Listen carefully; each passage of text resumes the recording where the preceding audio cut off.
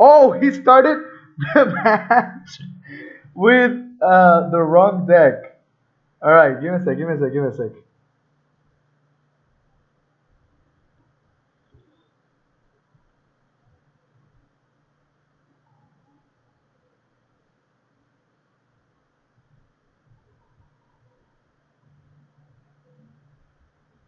Okay, so all good now. All good. So, all right, welcome everybody to today's stream. Today we have actually two very good players. We have Andrew Scott and Braiden Elfert. They are both 5-0 all the way on this sixth round of the Ultra Creation. We still have two more rounds to go, so let's see how this develops.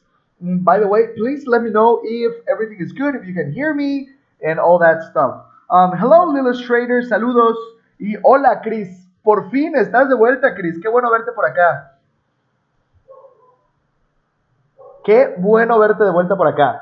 Okay, so let's go straight into the match. I'm gonna try to be super focused on commenting. Today, you're not gonna be able to see my beautiful face because I'm wearing blue, and blue like this happens. Like I merge with the back. So I'm just gonna turn it off and I'm gonna just focus on narrating the match. Okay, so here we see an actually good start for the Mewtwo player.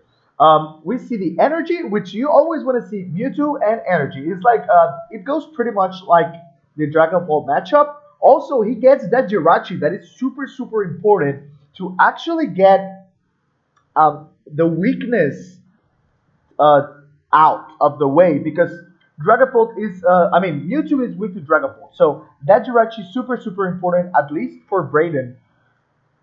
And that was not a bad turn at all. Since he was the first one, he's not able to attack, but he doesn't really need to attack. Now, the interesting part is if he either wants to go the the ADP GX route or the Soul Burst route. I think he wants to go this Soul Burst route to be able to attack with as many attackers as he can. Sorry for the redundancy there. Thank you, Squid Lounge. Gracias, Chris. Qué bueno que andas por acá y qué bueno que te gusta verme. Esperemos que todo que salga bien. Thank you, everybody who is up here today. It's a pleasure to see a lot of people here, but also remember that we love seeing you chat a lot. So we like to answer your questions. We love to see you commentating. Right now, I would like to know who the. Whoa, hold on. What happened? What happened? What happened? What? Oh, the power plant. That's right. Like even if he attached, that made no like he couldn't do anything because Mewtwo has no abilities. Wow, that's gonna set him back so bad. And I even Andrew says, yeah, I hate power plant. I don't think that Braiden is gonna be able to come back from this turn. Like the Dragapult player is gonna get so ahead. He's gonna be able to do those 130, which is gonna be so important for him. And not only that, he's gonna be able to ping down that Jirachi, um, and prepare for maybe exactly like a boss's orders KO onto that Jirachi because it only needs like it has 160. So with 3 damage plus a boss's orders, he's pretty much good to go. Wow. Wow, that was so bad for him. Juega estadios. Denme un segundito para ver si juega estadios. Braden is playing um, 2 Marnies, 2 boss orders, 1 Mallow and Lana, 1 Guzma Hala, 4 Cherish Ball, 4 Quick Ball, 2 Tackle, 1 Stealthy Hood, 1 Air Balloon, 3 Chaotic Swell. So yeah, he actually plays 3 Chaotic Swell. The thing is that, yeah, he has no way on fighting them. He had the Dedenne in hand, but he cannot play that Dedenne, or I mean, he could play that Dedenne, but it wouldn't have made any difference because the Power of Pen is in play. So unfortunately, he didn't get that. Wow, that power plant out of the way, and that's gonna be game for Andrew Scott. So that's gonna be one game for him. Let me write that down here.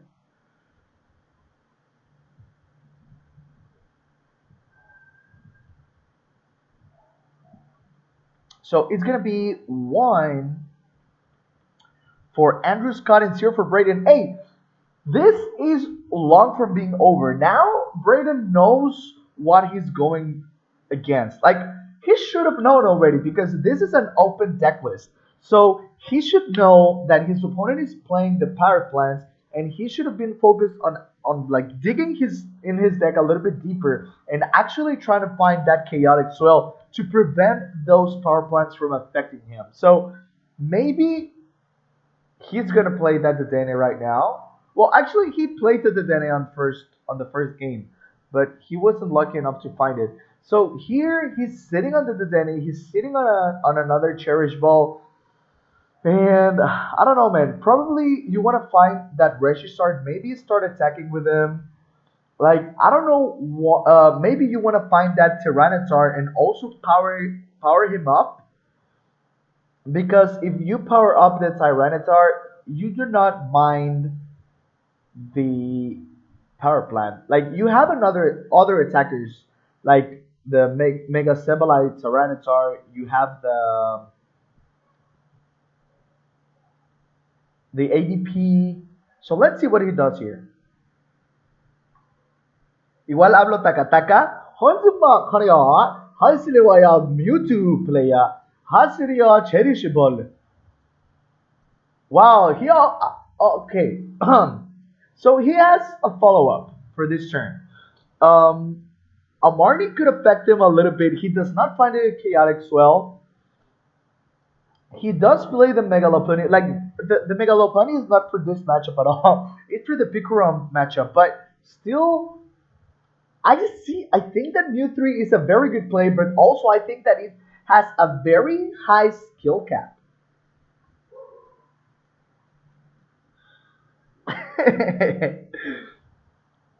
So, guys, who do you think is going to be the winner? Do you think that Braden is actually going to be able to come back? Okay, wow. So, do you think that he's going to be able to come back from the game and win 2 and 1? Or do you think that Andrew Scott is going to be able to take it home? So, chicos, díganme ustedes qué creen. ¿Que Braden va a poder regresar del juego y ganar 2 a 1? ¿O creen que Andrew va a ganar el juego 2 a 0?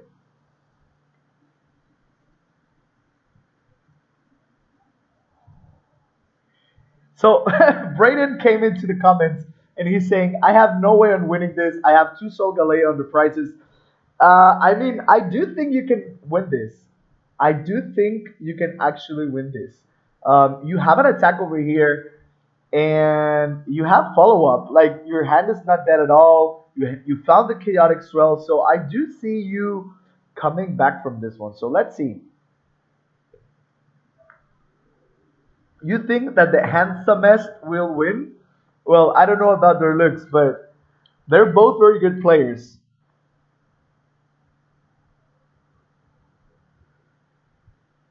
Very good players indeed. This song is a little bit slow. Let me change it. And here we see a Guzma Hala. Okay, he goes for an energy, the Aurora energy, the Chaotic Swell. I love the synergy of the Aurora energy in this kind of decks where you can just throw down. Like sometimes Mewtwo felt that necessity of actually being able to throw down a card just like at any time. Okay, so here we see the Alter Creation. As he was telling us before, he didn't have the he didn't have the Sol Galeo. So he decides to go the Alter Creation route, which can be very good for him because if he gets to knock out that Jirachi, He can't take two prizes and then just have to go through one Dragapult to win this game. Here we see another Marnie, and that's an okay follow up. I don't know how many Dedenes he plays. Let me check real fast. He plays the one Cernius. Where are you, Dedenne? He plays three Dedenne. So unless the other Dedenne is priced, he should have a good out. Hashtag Team Braiden. Okay.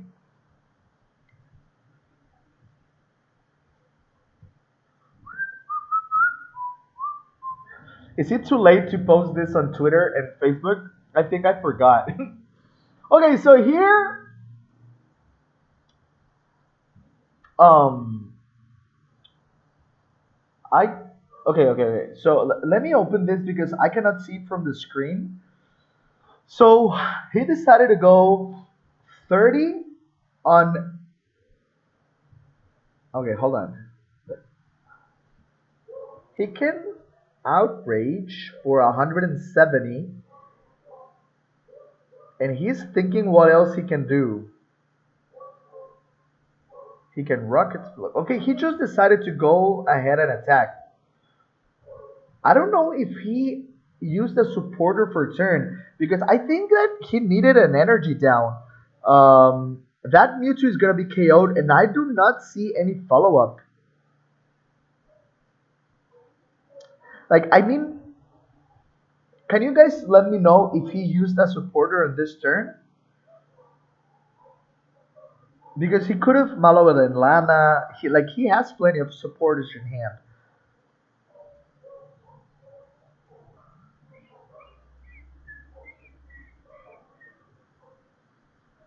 Oh, he hit Hammerheads. Okay. Thank you, Braden, for being here.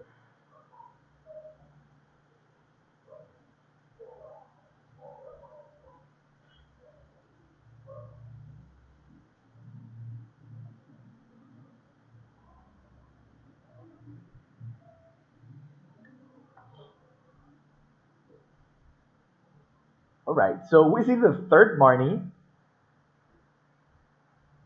the Max Phantom, and this is where things start getting tricky. He can actually get four prizes this turn.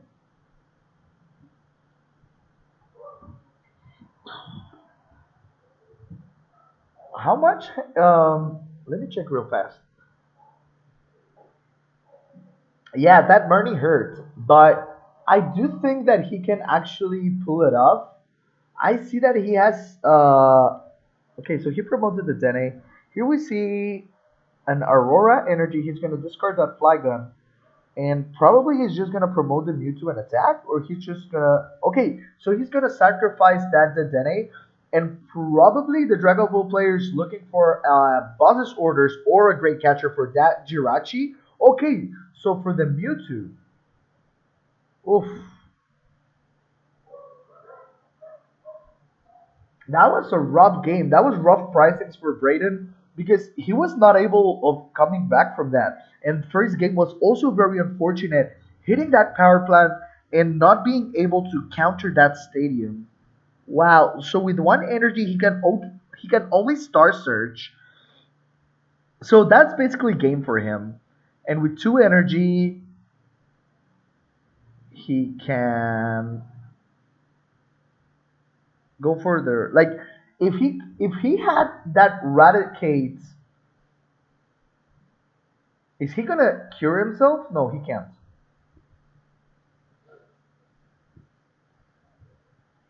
So yeah, he doesn't have like he can KO here, but he's just gonna get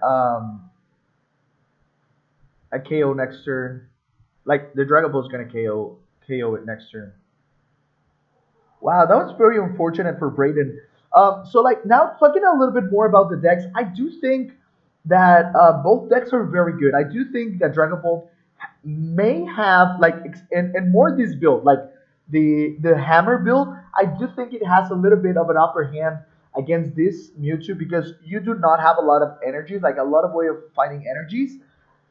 But it was very, very unfortunate of both situations. Both games were very unfortunate for Braiden. But anyways, GG's for both. Andrew played it perfectly. He went through the deck. He looked for whatever he needed to win. So congrats for him, and also congratulations for Braden because even though he had such unfortunate hands, he did everything that was on his hands to bring this game back to his favor, but just couldn't make it all the way through. So let me so thank you everybody for watching this live stream. Remember that tomorrow you're going to be able to watch this on YouTube. If you haven't followed us, here is all of our social media: Facebook, Twitter, YouTube, and Twitch. Is just Pokix OP. So, ladies and gentlemen, thank you for watching one more time. My name is Aldo, and this was the round 6 of the Ultra Creation of the Pokix Online series. Bye bye.